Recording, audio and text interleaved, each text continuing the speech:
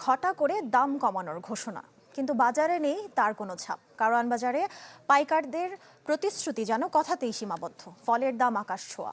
আমদানি করা আপেল আঙ্গুর এখন সাধারণ মানুষের নাগালের বাইরে। মাঝারি একটি তরমুজ কিনতে গুনতে হচ্ছে 500 থেকে 600 টাকা। ক্রেতাদের অভিযোগ, বাজার সিন্ডিকেট আর কৃত্রিম সংকটের খেলায় জিম্মি সাধারণ মানুষ। প্রশ্ন উঠছে, দাম কমানোর ঘোষণা কি শুধুই লোক দেখানো?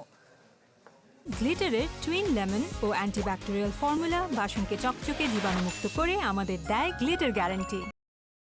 আমাদের যতটুকু কষ্টই হোক আমরা প্রতি লেবুতে 2 টাকা করে কমাই দেব। সোমবার ঘটা করে সংবাদ সম্মেলনে কারওয়ান বাজারের পাইকারি ব্যবসায়ীরা ঘোষণা দেন লেবু প্রতি দাম 2 টাকা কমানোর। আপনারা সরজমিনে এসে আপনাদের লোকজন দিয়ে আপনারা তদারকি করে দেখতে পারবেন ইনশাআল্লাহ। পরদিন সরজমিনে গিয়ে এর কোনো প্রতিফলন মেলেনি বাজারে। এই খুচরা ব্যবসায়ী বলছেন ঘোষণাটি ছিল লোক দেখানো। 100 পিস লেবু আমি 2500 টাকা দিয়ে কিনছি। কারণ বাজার হলো সিন্ডিকেট, ওরা যে সিন্ডিকেটগুলো করে এই সিন্ডিকেটগুলো কেউ ধরার মতন কেউ নেই। ওই যখন আপনারা আসেন বা ভ্রাম্যমাণ আদালতে যারা যখন আসে তখন একটু ভালো কম দাম বুঝায়, তারপর যখন ছেড়ে যায় তখন ওরা আবার সাবেক আগের মতনই করে দেয়।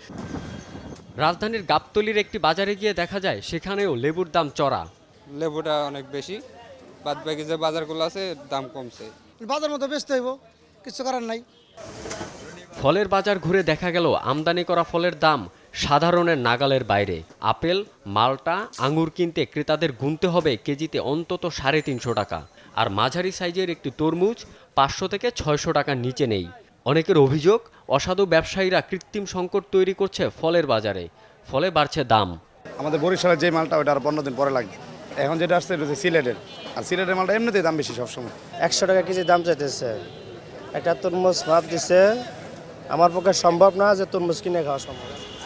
ক্রেতারা বলছেন বাজার সিন্ডিকেটে লাগাম টেনে ধরতে না পারলে নিত্য প্রয়োজনীয় জিনিসপত্রের দাম সাধারণের হাতের নাগালের বাইরে থেকে যাবে। রনক মাহমুদ সৌরভ, চ্যানেল 24, ঢাকা।